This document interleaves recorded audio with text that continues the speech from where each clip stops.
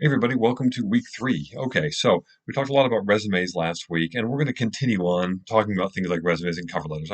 They will come up again, probably when we get into some discussions on interviewing, but we're going to take a little bit of a break, I guess, and turn to another subject, a subject that is easily overlooked, but is extremely important when it comes to the job search, and that is cultivating a professional online presence.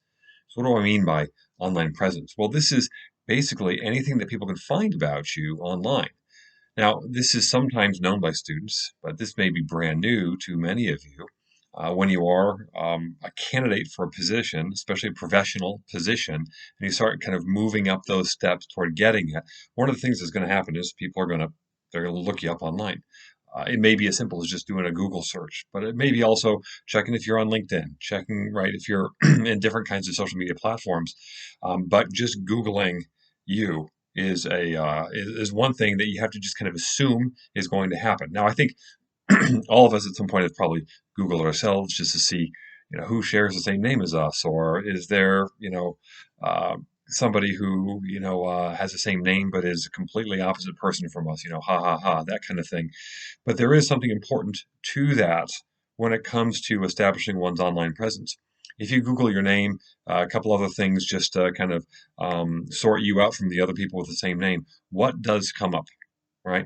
Do you have, for instance, a Facebook account that is open to pretty much anybody? And if so, what's on it?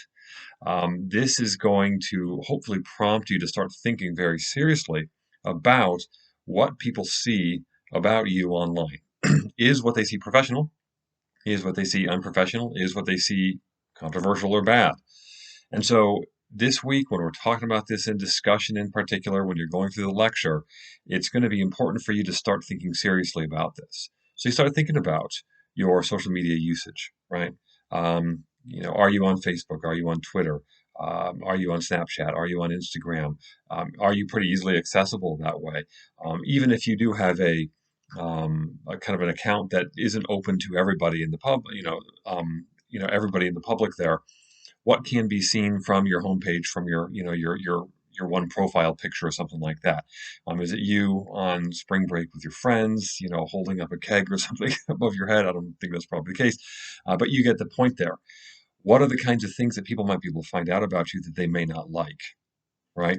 And so I think this doesn't mean you have to get rid of all social media or anything like that. It just means you need to take these things seriously, okay? How are you using Twitter? Are you one of those people who like to get in fights on politics and everything else on Twitter? Probably not smart, okay? Being on Twitter itself probably isn't the best thing either. It's not a really healthy social media platform. But doing those kinds of things may not be the best thing.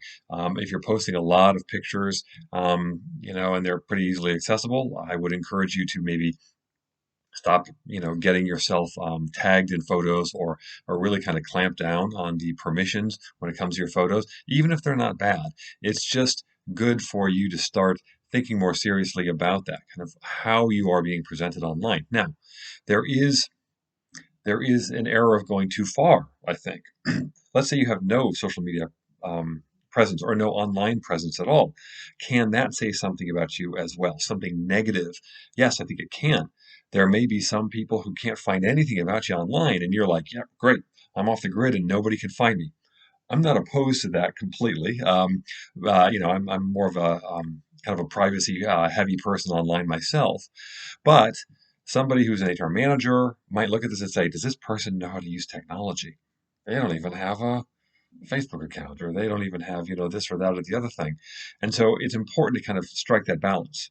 You want to have some sort of online presence, but you want to make sure the online presence you have is a good professional one. So this is going to be the focus of discussion this week. We're going to have a lot of interesting things to say.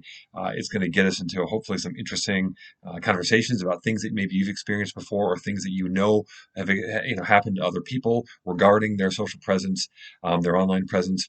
You're also going to be doing a theory essay.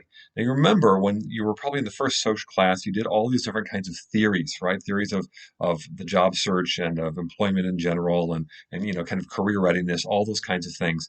You're going to be investigating those a little bit more. So hopefully you still have some of your information from that first class, and you're going to be writing an essay on that.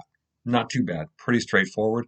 And then we also have a check-in. All of you are probably pretty familiar with the check-ins. We've been doing these week 3, pretty much every single class, and this week, this class is no different. So, a couple of assignments, no big deal there, but a lot of interesting conversation we're going to have, and I'm very much looking forward to seeing what you all have to say this week. Thanks.